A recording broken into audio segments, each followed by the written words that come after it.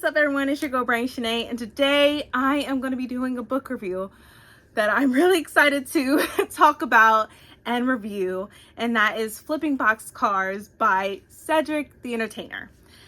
And I'm just going to let y'all know, I had no idea that his book was releasing this year. Actually, I didn't know he was even releasing a book this year until one day I had seen it on, a bookshelf, and I'm like, wait, what? He came out with a book?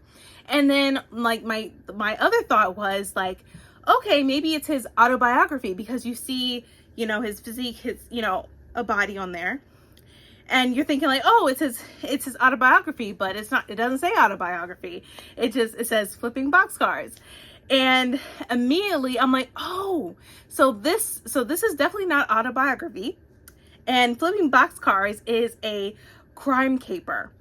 And now, just to throw that out there, like, this is his second book, but this is his first novel. And we are introduced to the main character, Babe, which his government name is Floyd Boyce, and how his life, and like his favorite number is 8, his lucky number is 8. He was born on the 8th. He was engaged to his fiance, who's now his wife, on the 8th. And he has 4 children.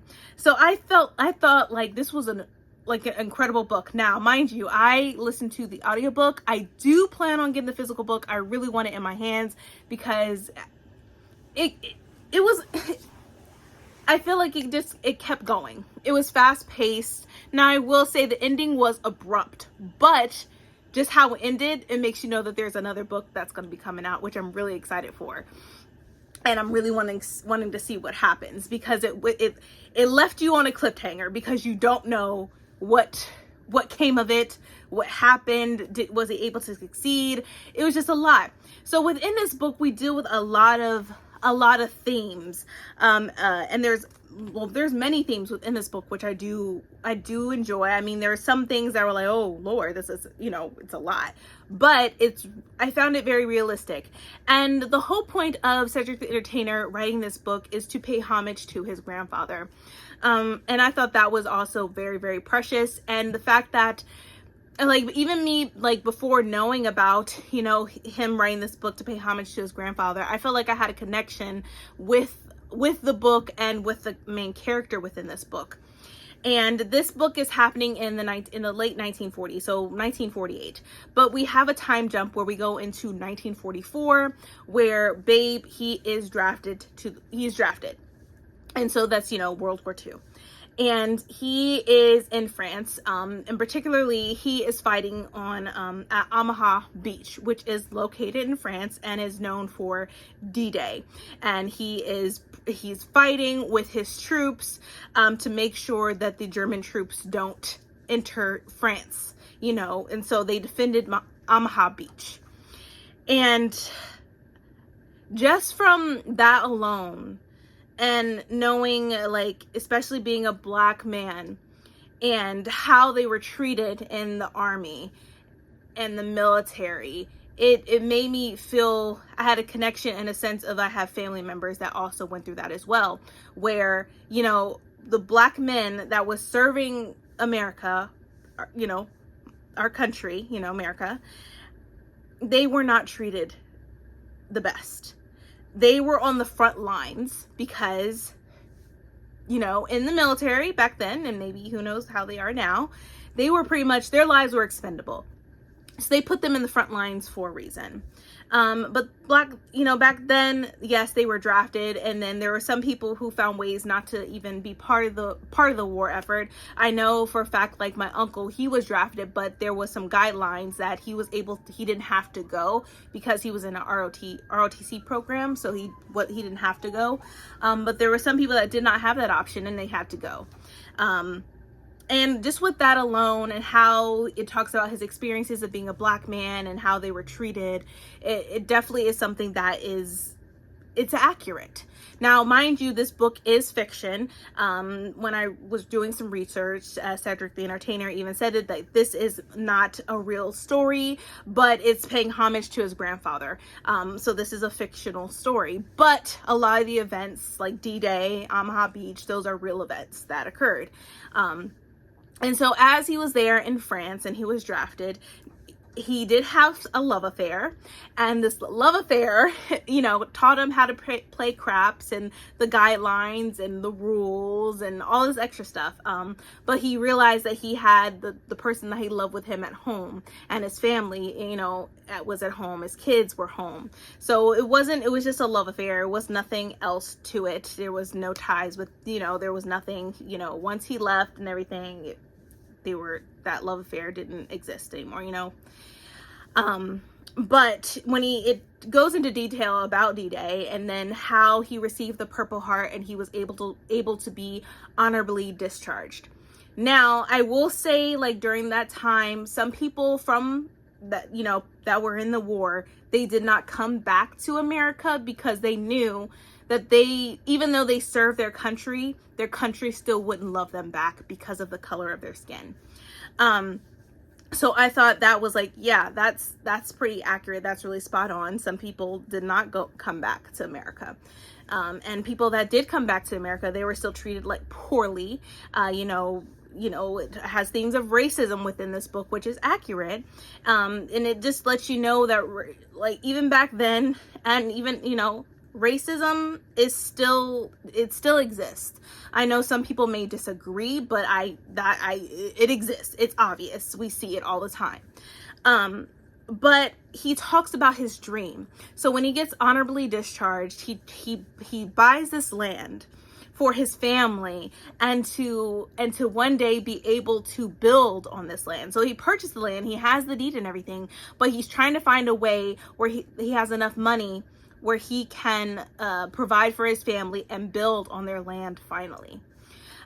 So he gets into some type of situation where he's able to get a boxcar, and there's supposedly cases of whiskey on it that he can, bootleg and sell them for a particular price. And based on the boxes and stuff that they have in this boxcar, he establishes that he could get $54,000 out of it, and that would pretty much cover everything he needs to build on this land. But he's made decisions throughout this book that is very questionable. Sometimes he mostly puts his pride above everything else, and he has gambling problem, and one day he makes the wrong move. He gambles the land that he bought, the deed.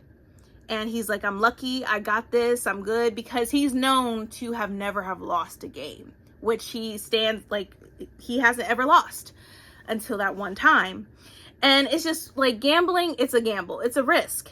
And it's very accurate that once you play and you win, you obviously want to keep playing in order to win more.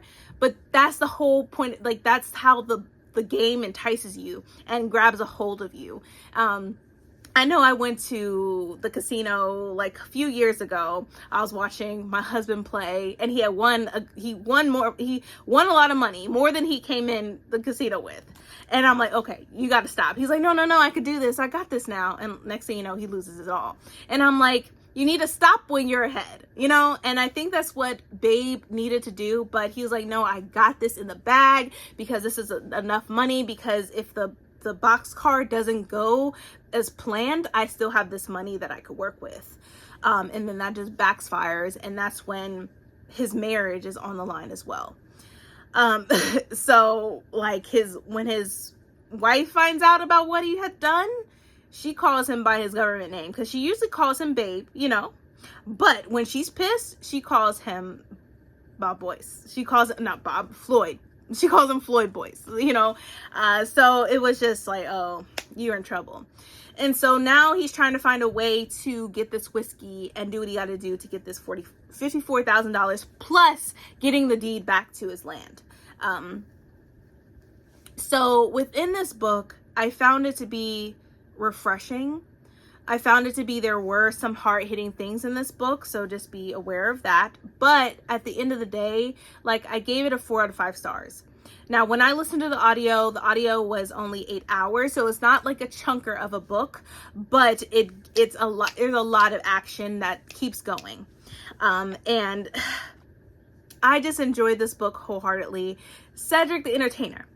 By any chance you may be watching this review, I would love, I'm just going to throw it out there. Like, I know you're on tour and stuff, and and I would love if there is any way you could stop in Columbus, Ohio. I'm just going to throw it out there because I really want to meet you. I really want to pick your brain about this book because there's some questions that I have and I'm curious about. So yeah, just going to go ahead and throw myself out there for that because I know he's already on tour. I know this month on the 27th, he's going to be the 27th or 28th, he's going to be in Houston, Texas. I need him to come somewhere, find somewhere in his tour where he can come to Columbus, Ohio, if that's possible. If not, it's okay. But I do plan on getting my physical copy because, like, I want to have the books of because obviously there's going to be another book based on how it ended. And I just really enjoyed this book. And like I said at the beginning of this review, a lot of people would assume that he's going to come out with an autobiography, but he did not. And I'm just excited that he did that, and I'm just happy that he did that because this book, Flipping Boxcars, was really good. In my opinion, I really enjoyed it. I know there was sometimes within the chapters, it was very, very choppy. They ended abruptly and you're thinking to yourself, is that how the chapter ended? Or did I miss something? Which at some points when I was listening to it, I was like, did I miss something? So I would go back and I'm like, oh, okay, that's how that chapter ended. Let's move on. So it was a little choppy, but at the end of the day, I really enjoyed the concept of this book, that he was paying homage not only to his grandfather, but to his family. He included the names of his family members within this book as well, and paying homage to his hometown, Corollasville, Missouri. So I enjoyed this wholeheartedly. I gave this, like I said, a 4 out of 5 stars. I really recommend you could read this. I mean, you should read this. And also for next month for Black Halloween, this is a crime fiction book, so you can read it for Black Halloween next month, just to throw that out there. But I know this is not a long review. I mostly am ranting on and on about this book, but I just want you to know how much I enjoyed it and how I think it has a nice little history moments and history lessons about the war, about how Black people were treated after they came back from the war and came back to America, and what they still had to face. And at some points they were struggling because they didn't have any money or any financial stability either. So they really came back. They were drafted and fought for their country, but they come back to their country and they have nothing to show for it. They have nothing. Which that's also very accurate. So I appreciate the different themes that he had incorporated within this book. I think it's a very special book that I think everyone should grab a hold of and get their hands on it, or, listen to the audio, because the audiobook is really good too. The audiobook is fantastic, which he narrated the book, I believe. It sounded like him, so I'm gonna assume he's the narrator. But I enjoyed this, and I really think that you all will enjoy it too. I'm going to leave it at that. I know there was some spoilers or whatever, so I do apologize. I just get carried away with this book review, but there's more within this book than just what I shared with you that I think you can really enjoy. But thank you all for watching. I really hope you enjoyed this book review. Once again, I'm sorry for the spoilers, but I think even within, I didn't really spoil a lot because there's still so much going on within this book between his family and his friends as well, and relationships and his marriage. So definitely pick it up or listen to the audio whenever you get a chance. But thank you all for watching my book review. I really hope you enjoyed it. If you did, please, please, please give me a thumbs up.